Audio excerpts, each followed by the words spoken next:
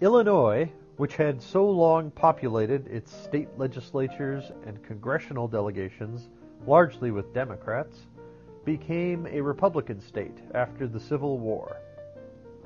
The Illinois Republican Abraham Lincoln had guided the Union through a harrowing Civil War.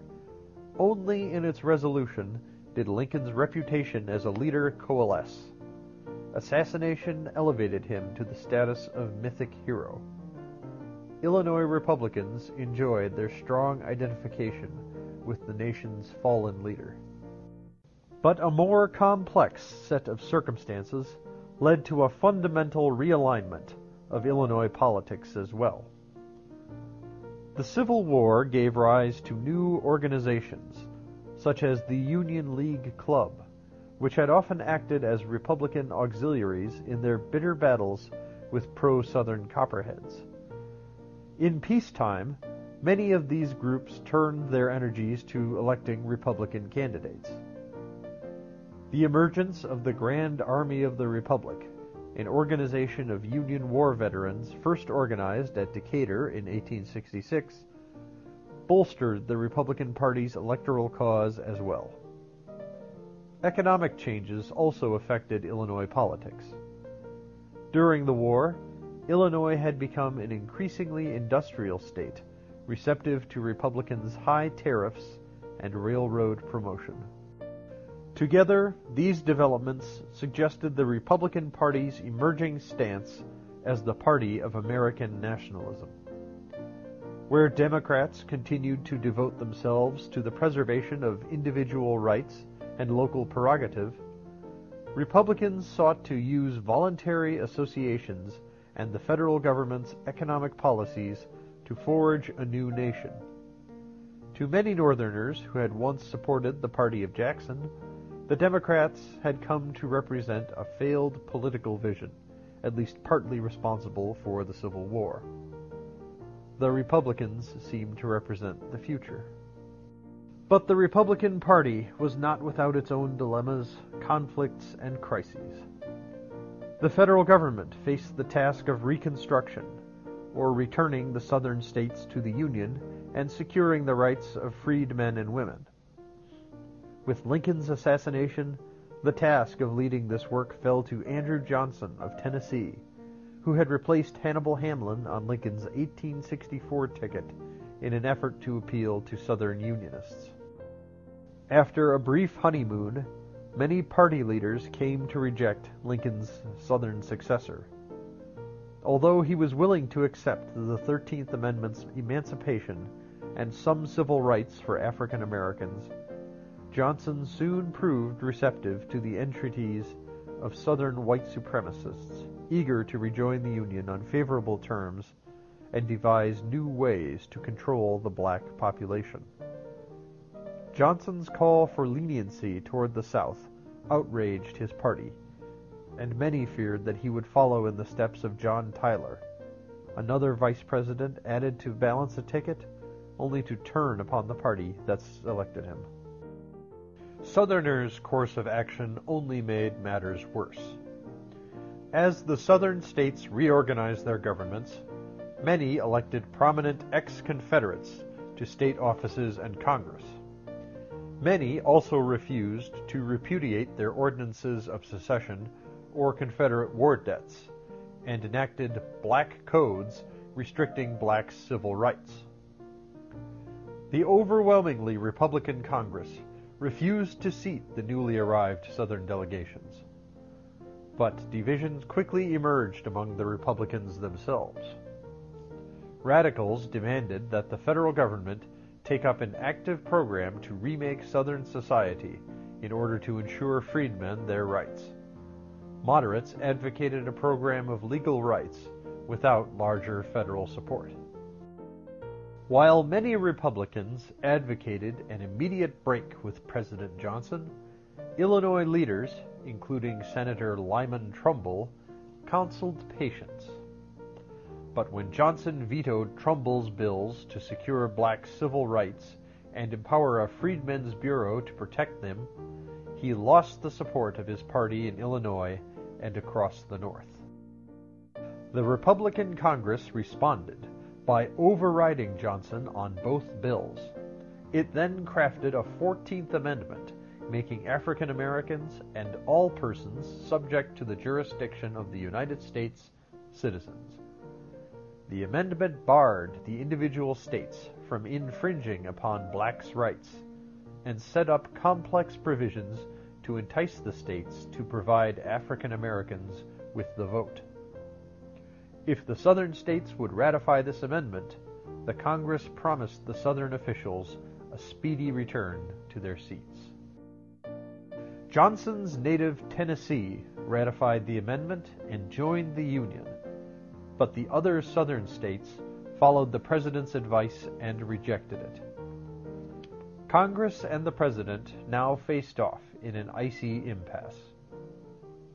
In Illinois, Democrats organized Johnson clubs in an attempt to win the favor of a sitting president and gain electoral advantage. Many noted that Johnson was simply taken up with the Reconstruction program advocated by the fallen President Lincoln.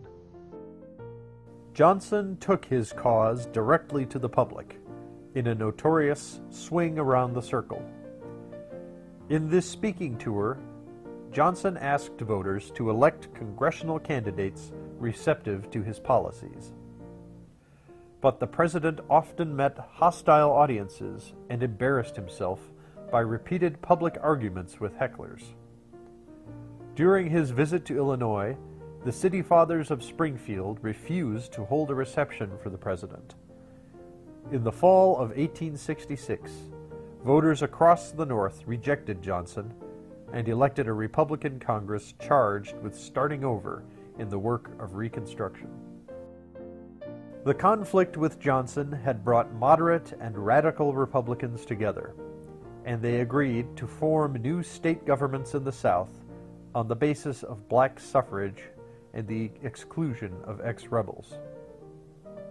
Where Southern states had once enjoyed the opportunity to rejoin the Union with only the ratification of the 14th Amendment, they now faced an arduous process that obliged them to ratify the amendment, write black voting rights into state constitutions, and apply to the Republican Congress for readmission.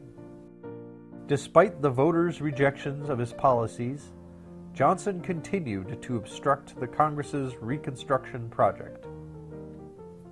In February of 1868, the House of Representatives voted to impeach him. Fearing that Johnson would remove radical Republicans from appointive positions, the Congress had passed the Tenure in Office Act, which forbade the President to dismiss employees without the consent of the Senate.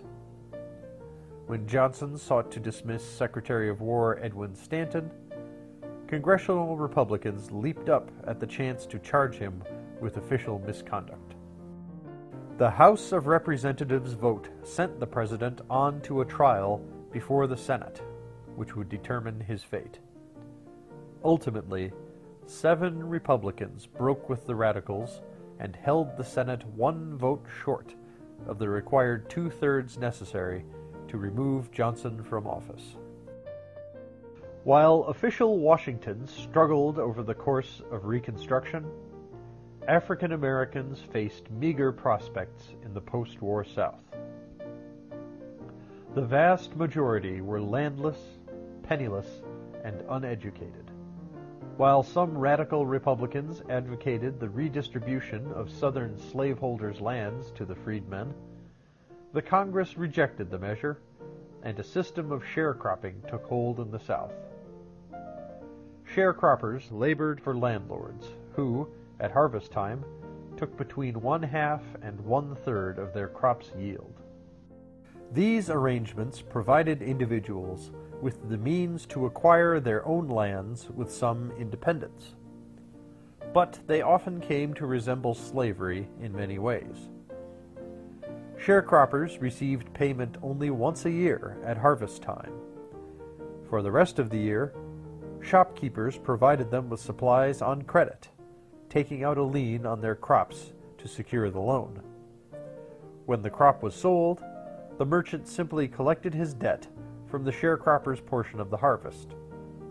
This crop lien system, when combined with sharecropping arrangements themselves and an epidemic of fraud, often left black farmers deeply indebted to whites.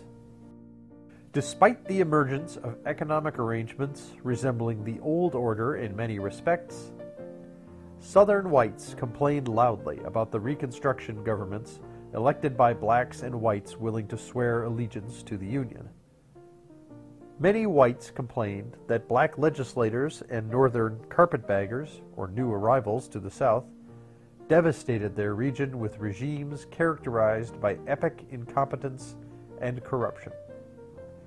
Despite whites' vivid portrayals of black rule, African Americans never enjoyed a majority in any Southern legislature, and many states soon replaced Reconstruction governments with white supremacist regimes.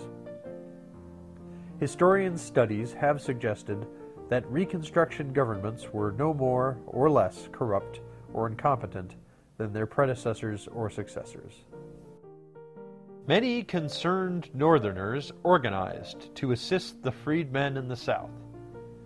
In Illinois, the Congregationalist churches especially sent both money and volunteers. Often, these volunteers established and staffed new schools to which black students flocked. These schools often provided instruction both to children and adults who had been barred from any education in the slave South. While the new Republican order faced a recalcitrant South, it also encountered new political difficulties in its home states as well. The Republican Party's message of national unity and economic growth increasingly seemed like a bitter irony to a generation of American farmers. While Republicans federally subsidized railroads and highly protective tariffs built a national transportation system and promoted industry, farmers found themselves facing hard economic times. The Civil War's armies no longer demanded bread, and European harvests improved, cutting foreign demand as well. Railroads, which farmers had embraced only 20 years before as the key to virtually unlimited prosperity, now appeared as ravenous monopolies. As other enterprises grew, they acquired additional power in the marketplace and earned farmers enmity as well. In Chicago, cattle merchants built an enormous complex of slaughterhouses and holding pens known as Packingtown. Meat processors like Gustavus Swift, Armour, and Cudahy used railroads to gather in livestock from outlying farms, processed them in large factories, and, after Swift's invention of an ice-refrigerated railroad car, distributed fresh beef to a national market. Increasingly, many farmers identified railroads and merchants as the roots of the problem. The roads often charged more for hauling a load a short distance than a long trip. Grain merchants who operated storage elevators became middlemen in the eyes of farmers. Town merchants selling food, clothing, and supplies often tacked on large profits to goods acquired from wholesalers, making them middlemen as well. Outraged agriculturalists complained to their Republican legislators, who at first failed to comprehend the source of their bitterness. In response, farmers turned to private associations, such as the Patrons of Husbandry, or Grange. First organized in 1867, the Grange emerged in Illinois in the following year. Many Granges organized as cooperatives, devoted to the buying of wholesale goods for their members. But they also became powerful political advocacy groups for a rural population that felt increasingly ignored by the ascendant Republican Party. In the campaign of 1868, the Republican Party tapped Illinois' own Ulysses S. Grant as its candidate for the presidency. For the third consecutive time, the nation sent an Illinoisan to the White House. Grant took office as a popular hero, proven as a leader of men, yet a novice in the world of politics.